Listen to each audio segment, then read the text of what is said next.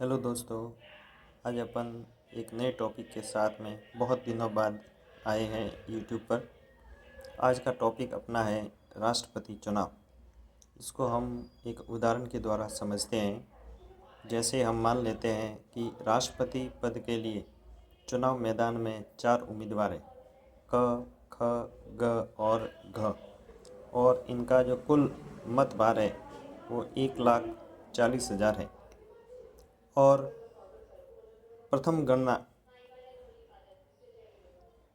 गणना में इनको निम्नलिखित मत प्राप्त हुए, जैसे क को 30,000, ख को 20,000, ग को 40,000 और घ को 50,000। अब अपना यहाँ पर कुल मत भार 1,40,000 है।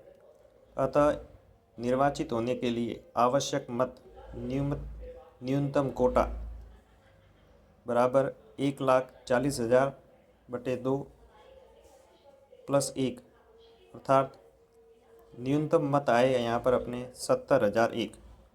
चूँकि प्रथम मतगणना में किसी भी उम्मीदवार को निर्धारित न्यूनतम संख्या में मत नहीं मिले, अतः मतों का हस्तांतरण आवश्यक है। और उम्मीदवार ख, जिसे सबसे कम मत मिले हैं, यहाँ पर इन चारों में अपन देखते हैं कि जो उम्मीदवार ख है उसको सबसे कम मत मिले हैं 20,000। तो इस 20,000 मतों का हस्तांतरण अनिवार्य है।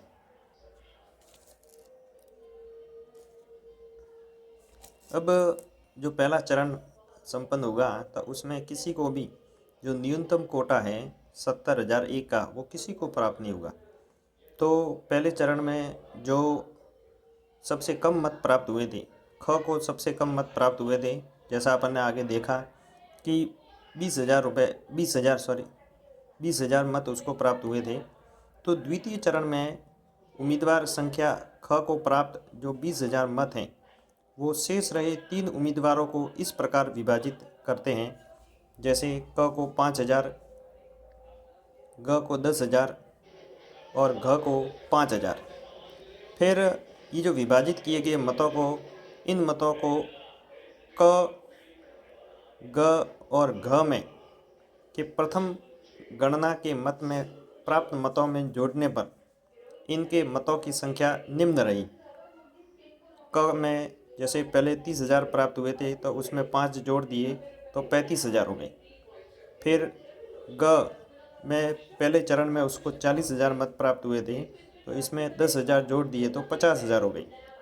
और जो घ पहले चरण में उसको 50,000 मत प्राप्त हुए थे और 20,000 मतों का विभाजन इसमें 5,000 किया तो ये 55,000 हो गई।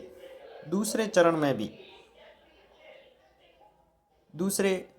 भी अभी भी किसी भी उम्मीदवार को निर्धारित कोटा प्राप्त नहीं हुआ है।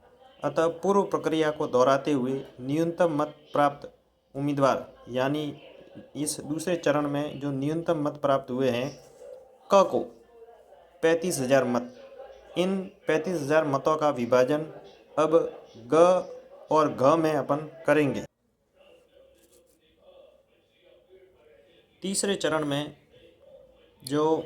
चरण की प्रक्रिया या अब शुरू होगी, जिसमें दूसरे चरण में जो न्यूनतम मत प्राप्त हुए थे, क को 35,000, उन मतों का विभाजन इस प्रकार किया गया है, जिसमें ग है, ग में 50,000 प्लस 19,050 इनको जोड़ा तो ये मत हो गए 69,050।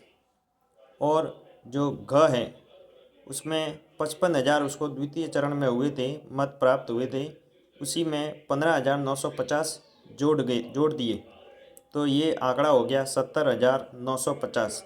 इस प्रकार जो न्यूनतम कोटा था राष्ट्रपति निर्वाचित होने के लिए 70,001, यहाँ पर इस तीसरे चरण में जो घ उम्मीदवार है उसने ये न्यूनतम कोटा प्राप्त कर लिया है। इस प्रकार जो घ है वो राष्ट्रपति निर्वाचित हो गया है। आई होप आप सब समझ गए होंगे इस उदाहरण के द्वारा कि किस प्रकार राष्ट्रपति का चुनाव होता है। बहुत बहुत धन्यवाद।